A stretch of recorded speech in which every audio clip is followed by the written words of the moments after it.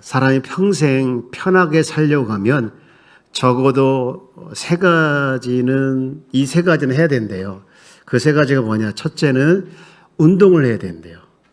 두 번째는 늙을수록 배워야 된대요. 세 번째는 적당한 아부가 필요하대요. 우리 적당하게 아부를 한번 해볼까? 옆에 계신 분한테. 남자분한테는 오늘따라 멋있네요. 여자분한테는 오늘따라 꽃보다 더 아름답습니다. 적당하게 아부. 시작. 네.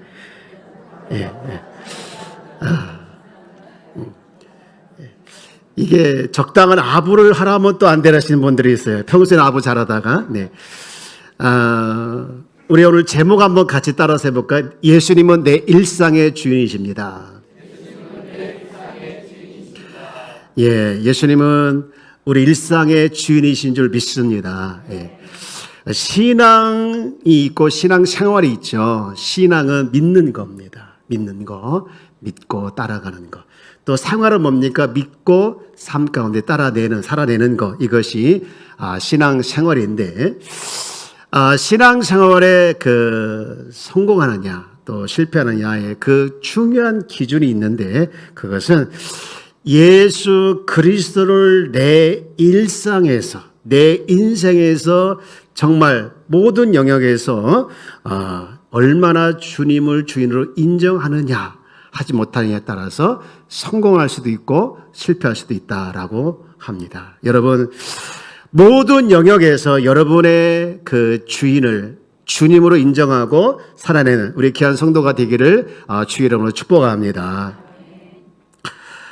정말 그 사람이 예수님을 그 일상에서, 그 인생에서 주인으로 섬기고 있느냐, 그렇지 않느냐라는 것을 언제 볼 수 있느냐면요, 어려울 때, 어려움을 당할 때 그 사람을 보면 알 수가 있어요. 오늘 본문에 보면 다윗이 나오는데, 다윗을 보면 그럴 수 있다라는 생각하게 되어지는데요, 다윗은 참 어려운 시간들을 많이 보냈던 것 같아요. 그가 비록 왕이었지만 왕이 되고서도 어려웠어요. 특히 사위지만 장인한테 쫓겨다니고, 또 아버지지만 아들한테 쫓겨다니고, 쫓겨다니는 인생에 그의 정말 많은 시간을 소비하게 되어지는 그런 순간이었는데요.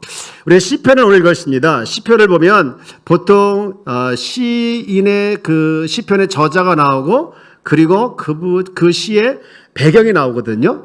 오늘 시편 3편도 보면 1절 위에 뭐라고 이렇게 파란 글씨 써 있습니까? 다윗이 그의 아들 압살롬을 피할 때 지은 시, 이렇게 써 있죠.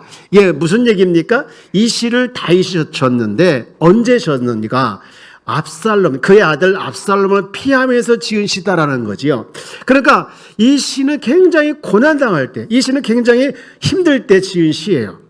그래서 그 내용이 정말 이제 구구절절 절박하기도 하고 힘들다, 이렇게 이제 보여지는 내용들이 많이 있는데, 1절하고 2절 내용을 보면 하나님 어째서 이렇게 내 주변에 적들이 많습니까? 그 내용을 담은 거거든요. 우리 1절 2절 한번 읽어봅시다. 시작. 여호와여, 나의 대적이 어찌 그리 많은지요. 일어나 나를 치는 자가 많으니이다. 나를 대적하여 말하기를 그는 하나님께 구원을 받지 못한다 하나이다. 셀라. 네. 그리고 이제 3절부터 5절까지 쭉 넘어가면 지금까지 자신의 경험한 하나님에 대해서 고백을 하고요.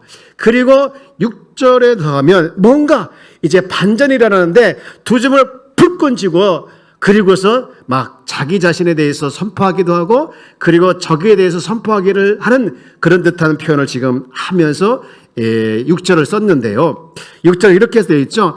천만인이 나를 에워싸 진친다여도 나는 두려워하지 아니하리라. 우리 한번 같이 읽어볼까요? 시작. 천만인이 나를 에워싸 진친다여도 나는 두려워하지 아니하리이다. 아멘. 제가 지난주에 전라도에 갔다 왔어요. 이 전라도에 갔는데 강사가 얼마나 전라도 사투리를 많이 쓰는지 나로도 모르게 그 전라도 말을 따라하게 되더라니까요. 예. 여기 있는데, 이 6절 있는데 계속 전라도의 그 잔상이 막 튀어나오면서 이게 전라도 버저로 읽혀지는 거예요. 제가 느낀 대로 한번 읽어볼 테니까 잘 들어봐 주실래요? 네.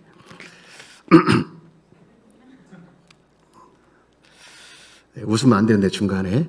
저 얼마나 연습했는지 몰라요. 여기 보면 얼마나 지웠는지 막 지우고 다시 쓰고 지우고 다시 쓰고 그랬거든요. 아따, 나한테 대사는 왜 이렇게 많소? 그래도 나가 두렵지 않단께요. 왠지 전라도 사투리가 아니라 인천 사투리 같죠. 이따 예배 마치고 이 전라도에 고향이신 분들은 제가 뭐가 들렸는지 가르쳐 주세요. 네. 여러분 어떻습니까? 이 성경의 말이든 전라도 사투리든 이 6절의 말씀을 들을 때 다윗이 지금 위기에 처했지만 두 줌을 불끈 쥐고 일어서려는 의지, 그리고 뭔가 오뚜기처럼 벌떡 일어나겠다는 그런 마음이 이 안에 숨겨져 있다는 것을 느끼게 될 거예요.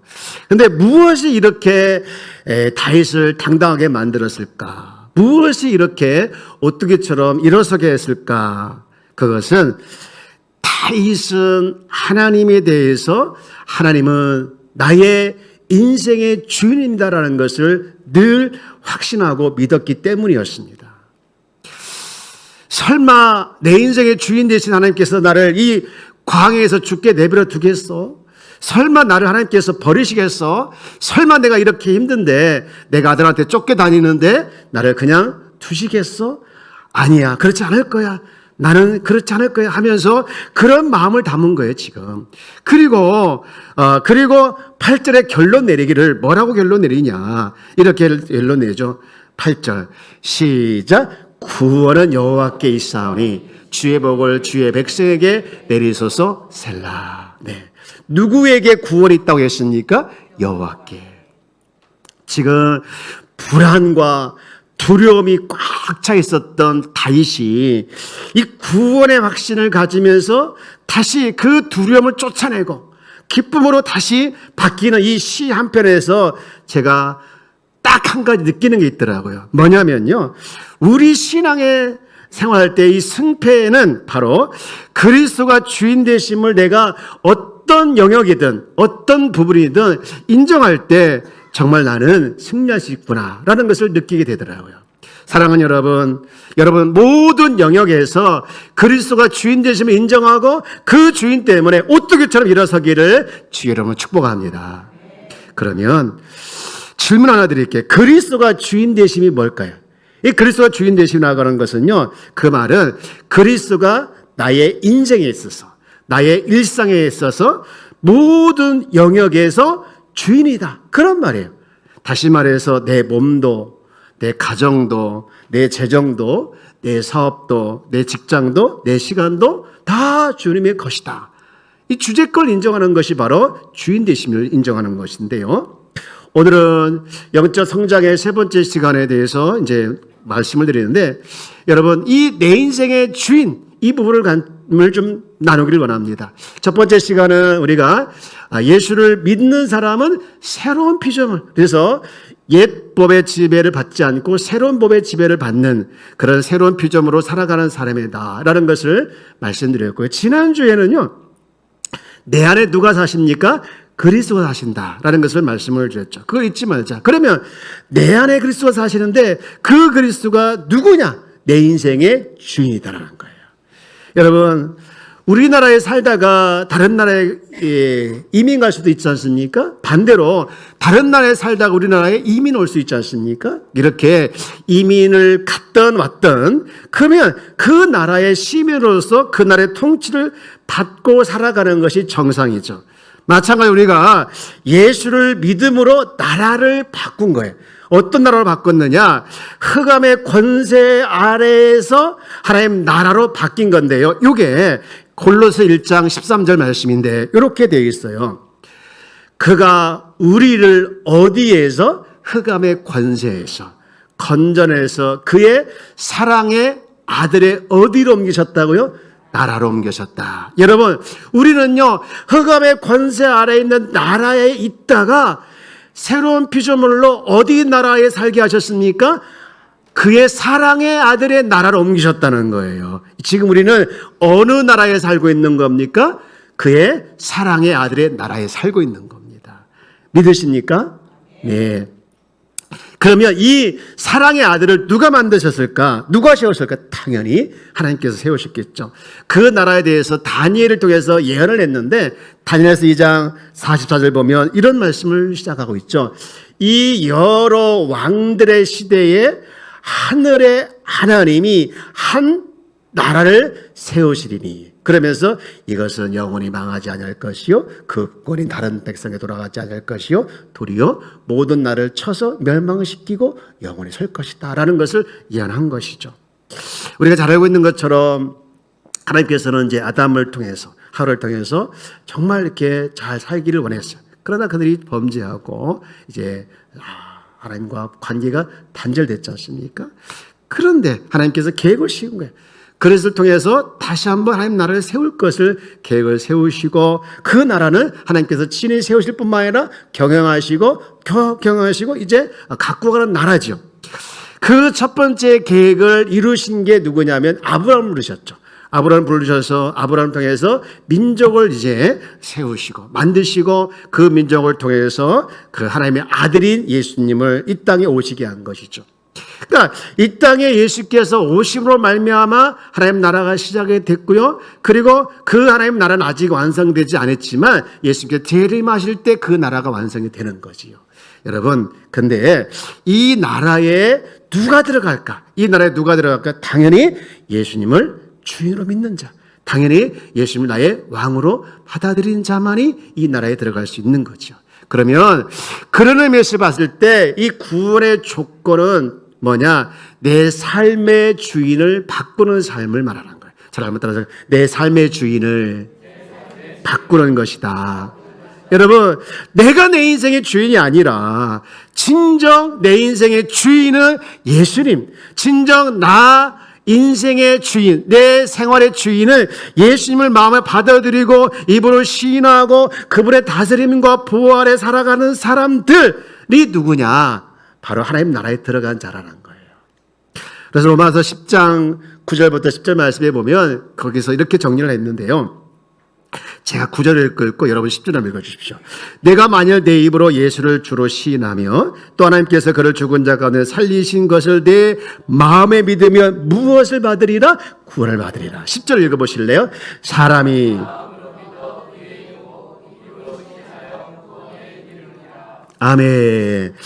예수님을 주로 모신 자들이 바로 사탄의 권세로부터 벗어나서 하나님 나라를 옮긴 자라는 것, 하나님 나라로 이민 온 자라는 것이죠. 그래서 아까 읽었던 골로새 1장 13절 말씀을 이렇게 말씀하신 거예요. 그가 우리를 흑암의 권세에서 건져내사 그의 사랑의 아들의 나라로 옮기셨으니, 할렐루야. 저 여러분들은 흑암과 사망의 권세 아래에서 이제 사랑의 하나님 나라로 옮겨셨다는 사실을 믿으시고 확신하길 주의 이름으로 축복합니다. 그 나라에서 통치를 받는 것, 그 나라에서 통치를 받으며 살아가는 것, 이것이 우리의 모습이 되어야 되는 거예요. 이 갑자기 여러분 혹시 알는지 모르겠지만 이 옛날 그 유명한 가수 민혜경이 불렀던 내 인생은 나의 것으로 생각이 나더라고요. 고개를 끄덕끄덕 해주신 분은 몇 명 계시는데 그분이 이렇게 불렀어요. 내 인생은 나의 것, 내 인생은 나의 것. 여러분 얼굴 펴지네요 갑자기. 왜 그러십니까? 네. 내 인생은 나의 것, 내 인생은 나의 것, 그냥 나에게 맡겨주세요. 내 인생은 나의 것, 나의 것, 나의 모든 것, 나는 모든 것을 책임질 수 있어요. 우리 한번 같이 불러볼까요? 예, 여러분 부를 뻔했죠. 네, 나가실 때 내 인생은 나의 것 하시면 나가시면 안 돼요. 내 인생은 주님의 것 이렇게 하고 나가셔야지. 나가실 때 내 인생은 나의 것 이러면 큰일 납니다. 예. 여러분 세상은 내 인생은 나의 것이라고 부르지만 우리는 주님의 노래는 뭡니까? 내 인생은 내 것이 아니라 주님 거라고 불러야 될 줄 믿습니다. 성경을 보면 이 주님에 대한 고백을 참 아름답게 한 사람들이 많이 나오는데 예수님이 그 고백을 들으고 칭찬한 사람이 있어요. 누구냐면 베드로거든요.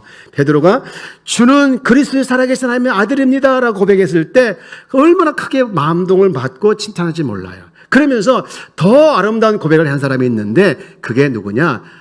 의심쟁이 토마예요. 요한복음 20장에 보면 28절에 이렇게 고백을 하거든요. 자, 여기 한번 읽고 시작. 도마가 대답하여 이르되 나의 주님이시요 나의 하나님이시니이다. 베드로는 주는 그리스도시요 살아계신 주는 그리스도 이렇게 했는데 여기는 주는 누구라고 하겠습니까? 나의 하나님이시다. 나의 하나님이시다. 여러분, 베드로의 고백이요 도마의 고백이요 이 고백이 저와 여러분의 고백이 되어지기를 주의 이름으로 축복합니다. 주는 나의 그리스도시요 주는 나의 하나님이십니다. 우리 한번 해볼까요? 주는 나의 그리스도시요 나의 하나님이십니다. 할렐루야. 여러분, 이 고백이 여러분의 고백이 되기를 주의 이름으로 축복합니다. 이 고백은 변할 수 없는 진리고 변할 수 없는 진리고 늘 우리 속에서 선포될 진리인 줄 믿습니다. 주는 그리스도십니다. 주는 나의 하나님이십니다. 주는 나의 주인이십니다. 이렇게 고백하면서 살아내는 우리 귀한 성도가 되기를 축복합니다. 근데요, 더 중요한 게 하나 있는데 그것은 뭐냐? 예수님이 내 인생의 주인이다. 여러분, 누구나 고백할 수 있는 거 아니잖아요. 이렇게 귀한 고백을 할 수 있는 이 은혜를 주셨는데 여러분, 여기서 더 한 급 나가야 돼요. 뭐 어디까지 나가야? 고백에 머물지 말고 실제로 그것을 살아내는 것까지 가야 합니다. 다윗이 그랬죠. 하나님이 주인이 있다는 것을 믿었고 고백했고, 그런데 그가 큰 어려움, 이제 압살롬이라는 그 아들이 자기를 죽이러 쫓아올 때 그는 아따 하면서 이렇게 선포할 수 있었던 이유가 뭡니까? 그가 실제로 나의 주님이라고 믿고 그렇게 살아냈던 동기가 바로 그렇게 고백할 수 있었던 것이죠. 성경은요, 우리가 한 번 예수님은 나의 주님이다, 나의 왕입니다, 나의 하나님이다 라고 고백하고 머물러 있지 않기를 원하는데, 그래서 구원을 이루라 라고 말씀했어요. 빌립보서 2장 12절 말씀 볼까요? 그러므로 나의 사랑하는 자들아, 너희가 나에 있을 때뿐만 아니라 더욱 지금 나 없을 때도 항상 복종하여, 그 다음 같이요, 두렵고 떨림으로 너의 무엇을 구원을 이루어가라 라고 말씀하고 있죠. 한번 믿어 구원받았으니 이제 내 마음대로 살아도 돼가 아니라 여러분, 계속해서 이 구원을 이루어 가야 된다는 거예요. 바울은 믿음으로 의롭게 된 우리들이 점점 이 구원이 가까워오겠다고 말을 하고 있는데요. 로마서 13장 11절 말씀이죠. 우리 밑에 줄 이제부터 읽어볼게요. 이제 우리의 구원이 처음 믿을 때보다 더 가까이 왔습니다. 예수 믿을 때보다 가까이 온다. 이 표현이 뭐냐? 예수를 믿어 구원을 이제 영원히 천국에 이를 때까지 이제 계속해서 이루어가야 되는데 그때가 가까이 왔다는 거예요. 여러분, 한번 예수 믿었습니다. 그리고 나가 하나님의 자녀가 되었습니다. 여기에 머무르지 아니하고 천국 갈 때까지 우리는 이 구원을 여러분 삶 가운데 실제로 계속 이뤄가는 우리 귀한 성도가 되어지기를 주의 이름으로 축복합니다. 예수를 잘 믿다가도 보면요, 타락한 사람이 한둘이 아니에요. 성경을 보면요, 구약시대 가인도 그랬고요, 예서도 그랬고요, 사울 왕도 그랬고, 엘리 제사장, 홈리와 비나스. 신약에 넘어오면요, 가룟 유다 그랬고요, 아나니아와 삽비라, 후메네오, 그 다음에 알렉산더, 데다 등 많은 사람들이 예수를 하나님을 믿다가 타락해서 그 사람들이 어떻게 된지 모르겠어요. 지옥 갔는지 모르겠어요. 우리가 예수를 믿었다, 잘 믿었다 했는데 나중에 너 누구냐라고 뭐 어떡하겠어요. 요한계시록을 보면요, 예수를 믿는 자에게 대해서 생명책에 기록한다는 말씀이 나오는데요, 이렇게 기록되어 있어요. 요한계시록 3장 5절 말씀 보면 이기는 자는 이와 같이 흰 옷을 입을 것이요 내가 그 이름을 생명책에 결코 뭐하지 않겠다 하겠습니까? 지우지 않겠다.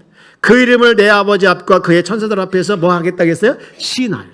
여러분, 이 말씀을 잘 보면 얼마나 은혜가 되는지 몰라요. 이기는 자 지우지 않겠다. 저와 여러분들의 이름이 지워지지 않을 걸 믿으시길 주의 이름으로 축복합니다. 결코 생명체에 지워지지 않는. 그런데 이걸요, 좀 더 깊이 의미해 보면요, 이기는 자가 있으면 이기지 못하는 자가 있잖아요. 이기지 못하는 자. 이기지 못하는 자는 어떻게 해야 되는 거예요? 생명체에 지워버리고 시인도 못 받는 거예요. 그래서 마태복음 24장 보면은요, 이렇게 결론 내려요. 그러나 끝까지 견디는 자는 구원을 얻으리라. 아멘. 사랑하는 여러분, 우리가 매일매일 예수님을 나의 주인으로, 매일매일 예수님을 나의 왕으로, 나의 하나님으로 고백하고 그리고 모시고 여러분 살아가는 거, 여러분의 삶이 되어지길 주 여러분 축복합니다. 여러분, 예수님께서 왜 십자가 돌아가셨고 왜 십자가 죽으시고 나의 부활하셨는가? 그 이유가 뭡니까? 그분이 우리의 주가 되기 위해서 그렇게 하셨다고 했거든요. 로마서 14장 9절 말씀 볼까요? 이를 위해서 그리스도께서 죽었다가 다시 살아나셨으니 그 죽은 자와 산 자의 뭐가 되려 하심이라? 주가 되려 하심이라. 할렐루야. 여러분, 구원받은 자의 인생은 이렇게 정리할 수 있어요. 내 무대가 아니라 예수님 무대이다. 잘 한번 들었을까요? 내 무대가 아니라 예수님의 무대이다. 여러분, 구원받은 자 인생이라는 것은 내가 사는 것이 아니라 내 안에 예수께서 살게 하시는 거예요.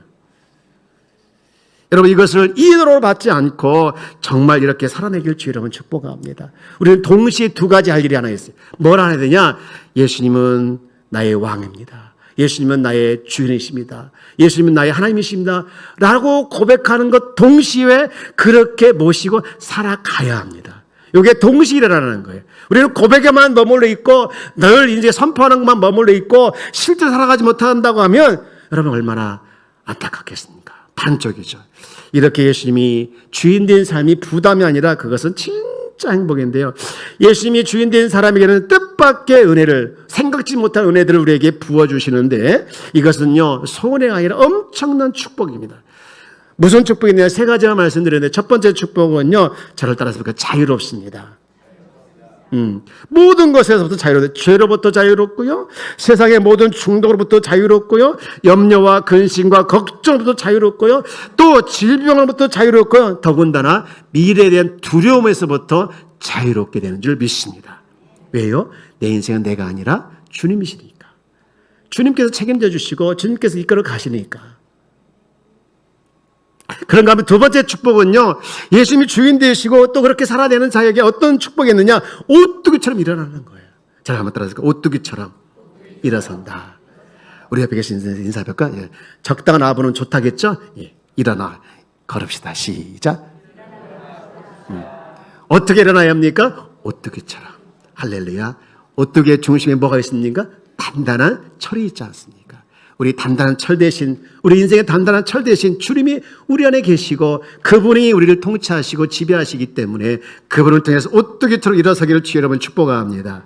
여러분, 다윗이 그랬지 않습니까? 이 압살롬 때문에 죽어 나빠지기 직전에 있었지만 그러나 일어섰던 이유가 뭡니까? 그 인생의 주인이 하나님이시라는 것을 믿었기 때문에 그런 거죠.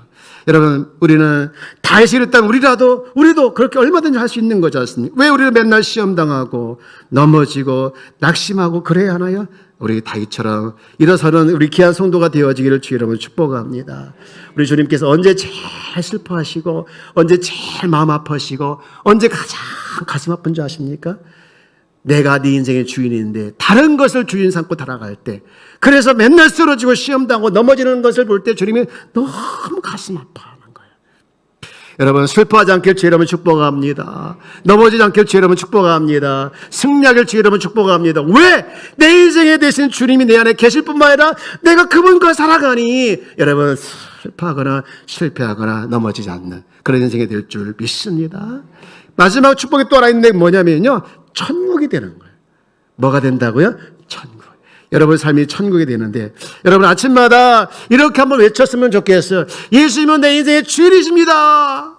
그리고 오늘도 나를 사용하여 주옵소서. 주님 마음대로 사용하여 주옵소서. 이렇게 아침마다 선포하길 바랍니다. 우리 한번 이제 일어났어. 우리 한번 이제 자 한번 외쳐볼까요? 시작. 예수님은 나의 주인이십니다. 익숙하지 않으니까 그럴 수 있죠. 그죠? 그리고 또 뭐라고 선포해야 합니까? 나를 사용하여 주옵소서.